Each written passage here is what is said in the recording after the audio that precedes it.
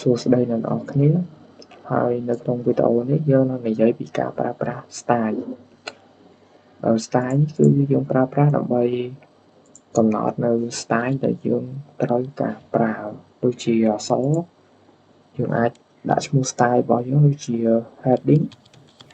បានន័យថាសម្រាប់ចំណងជើងហើយយើងអាចជ្រើសរើស font ដែលយើងចង់ដាក់ហើយទំហំ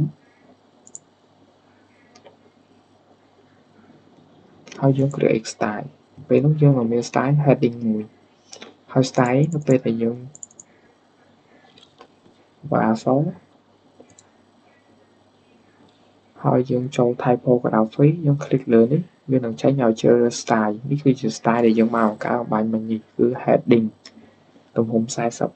40ពេលនោះអក្សរយើងនឹងខ្លាចទៅជាទំហំ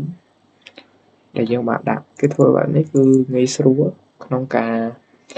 design ដោយមិនបាច់សារ៉េច្រើនដងគ្រាន់តែចុច typography click លើនេះដាក់ heading យើងនឹងចេញទំហំអក្សរដែលយើងចង់បានបន្ទាប់ពី text style ក៏យើងអាចដាក់ style ផ្សេងៗដូចជា color បានន័យថាយើងអាចដាក់ style color ផ្ទាល់ខ្លួនរបស់យើងដូចជាក្រៃតោះមកយើងអាច pick color ខ្លួនឯងបានហើយយើង create style ពេលនោះនេះគឺជា style color របស់យើងយើងមិនគ្រាន់តែអាចធ្វើបានតែមួយយើងអាចបង្កើតច្រើន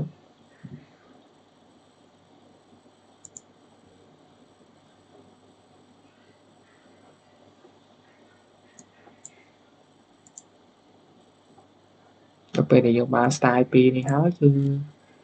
យើងអាចមានការងាយស្រួលក្នុងការផ្លាស់ប្ដូរពណ៌យើងចូល color ចូល library យើងនឹងឃើញ style របស់យើងដែលបានបង្កើត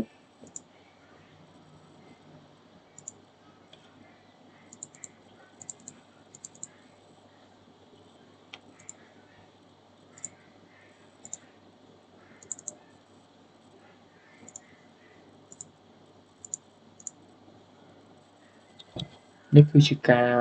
ប្រើប្រាស់ style